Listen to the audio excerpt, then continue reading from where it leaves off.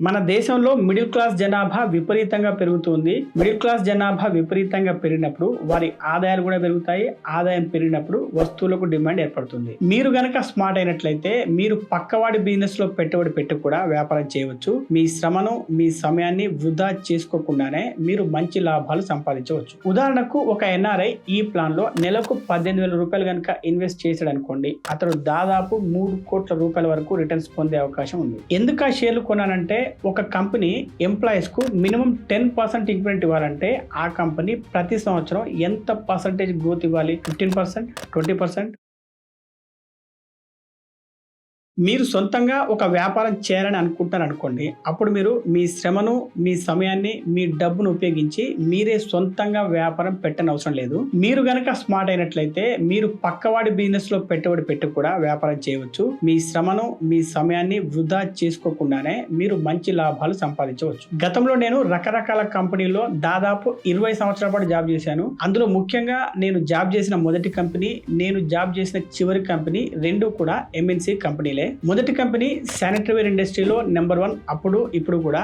చివరి company cement ఇండస్ట్రీలో number 1. మీకు అందరికీ తెలుసు కదా, ప్రతి ఒక్క కంపెనీలోనూ ప్రతి ఒక్క సంవత్సరం పెర్ఫార్మెన్స్ అప్రైజల్స్ అవుతూ ఉంటాయి. అంటే ఇంక్రిమెంట్స్ అనమాట. అవి ఎలా ఉంటాయంటే, తక్కువ పెర్ఫార్మెన్స్ చేసిన వారికి 10% నుండి బెస్ట్ పెర్ఫార్మెన్స్ చేసిన వారికి 25% దాకా ఉంటూ ఉంటాయి. అయితే ఇక్కడ మీరు గమనించాల్సింది ఏంటంటే, వర్స్ట్ పెర్ఫార్మెన్స్ చేసిన వారికి కూడా మినిమం 10% ఇంక్రిమెంట్ అనేది వస్తుంది. ఈ మాత్రం ఇంక్రిమెంట్స్ కనుక ఇవ్వకపోతే ఎంప్లాయీస్ వెంటనే జాబ్స్ మారుతూ ఉంటారు. అందుకని కంపెనీలు తమ ప్లాంట్ ఎఫిషియన్సీ తగ్గకుండా ఉండడం కోసం ఇలా మినిమం, మాక్సిమం ఇంక్రిమెంట్స్ అనేవి పెడుతూ ఉంటారు. ఇంతకుముందు చెప్పినట్టుగా నేను ఈ సిమెంట్ కంపెనీలో పనిచేస్తున్నప్పుడు లైఫ్ లో మొట్టమొదటిసారిగా డైరెక్ట్ గా కంపెనీ షేర్స్ కొనడం జరిగింది. అవి నేను చేస్తున్న సిమెంట్ కంపెనీ షేర్లు, ఇంకా నేను మొట్టమొదటిసారిగా జాబ్ చేసిన శానిటరీ వేర్ కంపెనీ షేర్లు. ఎందుకు ఆ షేర్లు కొన్నానంటే, ఒక కంపెనీ ఎంప్లాయీస్ కు మినిమం 10% ఇంక్రిమెంట్ ఇవ్వాలంటే ఆ కంపెనీ ప్రతి సంవత్సరం ఎంత పర్సెంటేజ్ గ్రోత్ ఇవ్వాలి? 15%, 20%. మ్యానుఫ్యాక్చరింగ్ ఇండస్ట్రీస్ అంటే తయారీ రంగంలో జరిగే ఒక చిన్న అంశాన్ని మాత్రమే నేను ఇప్పుడు చెప్పడం జరిగింది. కానీ మీరు స్మార్ట్ గా ఇన్వెస్ట్ చేయాలంటే మ్యానుఫ్యాక్చరింగ్ లేదా తయారీ రంగానికి సంబంధించిన ఇంకా కొన్ని ముఖ్యమైన విషయాలు తెలుసుకోవాలి. దానికంటే ముందు మీకు మన ఎకానమీ గురించి ఒక గొప్ప విషయం తెలియాలి.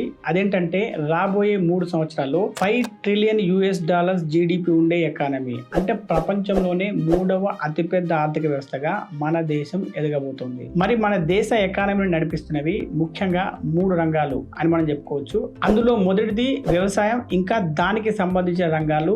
ఇది దేశ జీడిపిలో 17% ఉంది.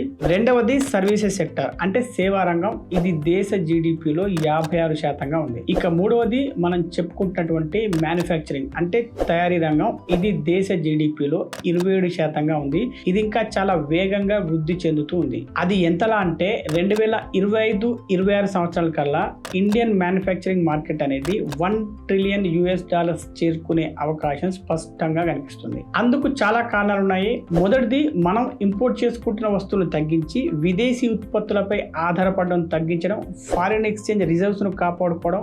దానివల్ల మన ఎకానమీ బలపడుతుంది. రెండవది, వస్తువులు విరివిగా తయారు చేయడం వల్ల మన దేశ అవసరాలు తీరడమే కాకుండా ఎక్స్పోర్ట్స్ లో కూడా మంచి వృద్ధి కనిపిస్తుంది.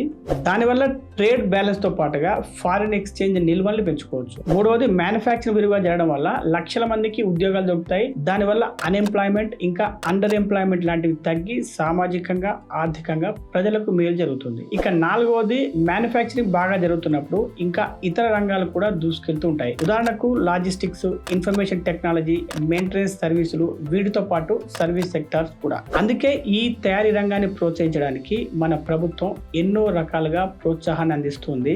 అందులో ఒకటి వోకల్ ఫర్ లోకల్ క్యాంపెయిన్. ఇది లోకల్ గా వస్తువులు ఉత్పత్తి చేస్తూ లోకల్ గా వినియోగించడాన్ని ప్రమోట్ చేస్తుంది. ప్రభుత్వం చేస్తున్న ఇంకొక గొప్ప ప్రయత్నం ఏంటంటే ప్రొడక్షన్ లింక్డ్ ఇన్సెంటివ్ స్కీమ్ అంటే PLI స్కీమ్. ఇది రకరకాల పరిశ్రమలకు ఆర్థిక ప్రోత్సాహకాలు అంటే ఫైనాన్షియల్ ఇన్సెంటివ్స్ అందజేస్తుంది.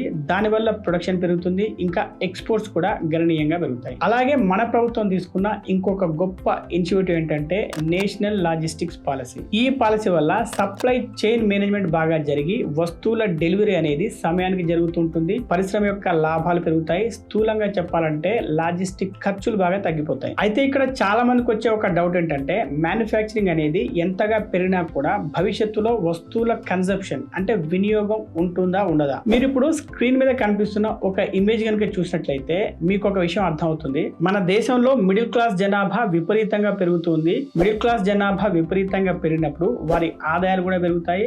ఆదాయం పెరిగినప్పుడు వస్తువులకు డిమాండ్ ఏర్పడుతుంది. అప్పుడు మనం ఎక్కువ ప్రొడక్షన్ చేయాల్సి ఉంటుంది. అప్పుడు ఎక్కువ వినియోగం జరిగి మన దేశ జీడిపి కూడా పెరుగుతుంది. ఇదంతా విన్న తర్వాత మీకు అర్థం కావాల్సింది ఏంటంటే మన దేశ కంపెనీల్లో పెట్టుబడి పెడితే కంపెనీలు గ్రో అవడమే కాదు, వాటితో పాటు మనం కూడా గ్రో అవుతాం.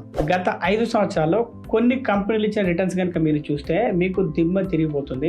HAL 71% CAGR, TVS 46% CAGR, Suzlon 71% CAGR, Tata Motors 50% CAGR, Mahindra 38% CAGR, ఇంకా Mazagon dock ship builders limited అయితే గత 4 సంవత్సరాల్లో 135% CAGR రిటర్న్స్ ఇచ్చింది. ఇప్పుడు మనం వీడియో మొదట్లో చెప్పుకున్న విషయాన్ని చూద్దాం. మీరు సొంతంగా వ్యాపారం చేయనవసరం లేదు, ఇంకొకటి వ్యాపారంలో పెట్టుబడి పెడితే చాలు అని అన్నాం కదా. ఇప్పుడు మీకు ఆ విషయం అర్థమై ఉంటుంది. ఇప్పుడు మీరు చేయాల్సిన పని మరి మ్యానుఫ్యాక్చరింగ్ సెక్టార్ లో ఉన్న మంచి మంచి కంపెనీలు ఎక్కడ ఉన్నాయో వెతకడం. అవి మీకు ఎక్కడ దొరుకుతాయంటే నిఫ్టీ ఇండియా మ్యానుఫ్యాక్చరింగ్ ఇండెక్స్ లో. ఇందులో ఉన్న కొన్ని ఫేమస్ కంపెనీలు కనుక చూస్తే Ashok Leyland, Bajaj, Bata, Hero, Exide, MRF, Suzlon, Maruti Suzuki, Indian Oil లాంటి కంపెనీలు ఇందులో ఉన్నాయి. ఈ ఇండెక్స్ యొక్క గత 5 సంవత్సరాల రిటర్న్స్ చూస్తే మీకు దిమ్మ తిరిగిపోతుంది. గత 5 సంవత్సరాల్లో Nifty India manufacturing index 29.8% returns ఇచ్చింది.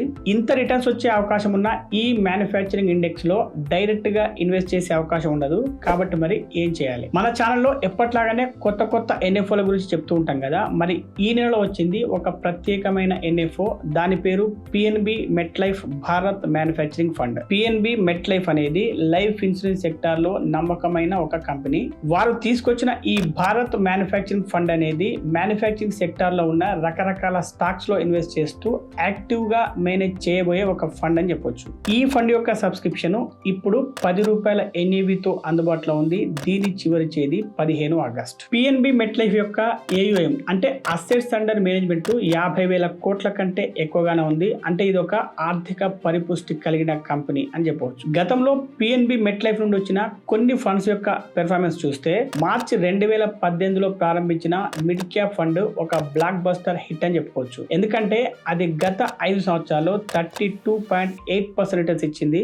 అంతేకాదు ఆ ఫండ్ గత 5 సంవత్సరాల bench mark mid cap index కంటే 7.3% ఎక్కువ రిటర్న్స్ ఇచ్చి దాన్ని బీట్ చేసింది. అలాగే ఈ మధ్యనే అంటే ఫిబ్రవరి 2024లో ప్రారంభించిన స్మాల్ క్యాప్ ఫండ్ యొక్క 5 నెలల రిటర్న్స్ 20.8% గా ఉంది. PNB మెట్లైఫ్ నుండి వచ్చిన దాదాపు 99% పైగా ఈక్విటీ ఫండ్స్ AUM అనేది మార్నింగ్ స్టార్ వెబ్సైట్ లో 4 స్టార్ 5 స్టార్ రేటింగ్ ఇవ్వబడి ఉంది. PNB మెట్లైఫ్ NFO లో ఇన్వెస్ట్ చేయడం వల్ల మీకు మంచి రిటర్న్స్ రావడంతో పాటు మీరు కట్టే మంత్లీ ప్రీమియం కు 120 రెట్ల లైఫ్ కవర్ లభిస్తుంది. ఇక ట్యాక్స్ బెనిఫిట్స్ విషయానికి వస్తే మీరు కట్టే ప్రీమియం పై సెక్షన్ 80C బెనిఫిట్ ఆల్రెడీ ఉంది. అంతేగాక మెచ్యూరిటీ తర్వాత వచ్చే అమౌంట్ పై సెక్షన్ 10(10D) ప్రకారం ఎటువంటి ట్యాక్స్ పడదు. ఒకవేళ మీరు సంవత్సరానికి కట్టిన ప్రీమియం 2.5 లక్షల రూపాయల లోపు ఉంటేనే. ఈ PNB మెట్లైఫ్ యూలిప్ ప్లాన్ లో ఒక గొప్ప వేరియంట్ కూడా ఉంది. దాని పేరు గోల్ ఎన్షూరింగ్ మల్టీప్లయర్. దీనివల్ల ఈ ప్లాన్ తీసుకున్న వ్యక్తి మరణిస్తే ట్రిపుల్ బెనిఫిట్ అందజేయబడుతుంది. అవి ఎలా ఉంటాయనేది ఒక ఎగ్జాంపుల్ ద్వారా తెలుసుకుందాం.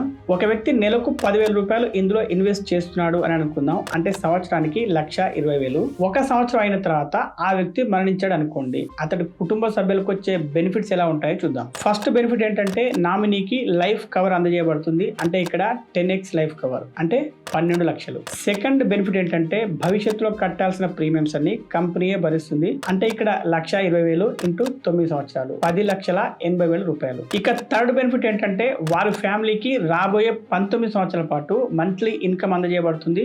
అంటే ఇక్కడ 228 నెలలు ఇంటూ 10,000 =22,80,000 రూపాయలు. ఈ 3 రకాల బెనిఫిట్స్ ద్వారా అందుకున్న మొత్తం 45.6 లక్షలు మాత్రమే కాక మెచ్యూరిటీ తర్వాత మొత్తం పేఅవుట్ ఆ కుటుంబానికి అందజేయబడుతుంది. అది దాదాపుగా ఎంత ఉండవచ్చు అంటే 15% CAGR రిటర్న్స్ 20 సంవత్సరాలకు లెక్కేస్తే దాదాపుగా 1.2 crores రూపాయలు ఆ కుటుంబానికి అందజేయబడతాయి. అంటే 1,20,00,000 రూపాయలు. ఇక NRI కస్టమర్ విషయానికి వస్తే వారు ఈ ఫండ్ ఫండ్లో ఎంత మొత్తమైన ఇన్వెస్ట్ చేసుకోవచ్చు, ఇండియా యొక్క అభివృద్ధిలో పాలు పంచుకోవచ్చు. ఉదాహరణకు ఒక ఎన్ఆర్ఐ ఈ ప్లాన్లో నెలకు 18,000 రూపాయలు కనుక ఇన్వెస్ట్ చేశాడు అనుకోండి, అతడు దాదాపు 3 కోట్ల రూపాయల వరకు రిటర్న్స్ పొందే అవకాశం ఉంది. ఇప్పటిదాకా మీరు ఒక గొప్ప ఫండ్లో ఇన్వెస్ట్ చేసే అవకాశం గురించి తెలుసుకున్నారు. ఇందులో మీరు ఇన్వెస్ట్ చేయాలంటే వీడియో కింద డిస్క్రిప్షన్లో ఉన్న లింక్ కానీ లేదా పిన్నడ్ కామెంట్స్లో ఉన్న లింక్ కానీ క్లిక్ చేసి మీ ఇన్వెస్ట్మెంట్ జర్నీని స్టార్ట్ చేయొచ్చు. అయితే ఈ అవకాశం కేవలం 4 రోజుల వరకు మాత్రమే ఉంది. అంటే చివరి తేదీ ఆగస్టు 15 వరకు మాత్రమే ఉంది. కాబట్టి మీరు వెంటనే ఈ అవకాశాన్ని అందిపుచ్చుకోండి.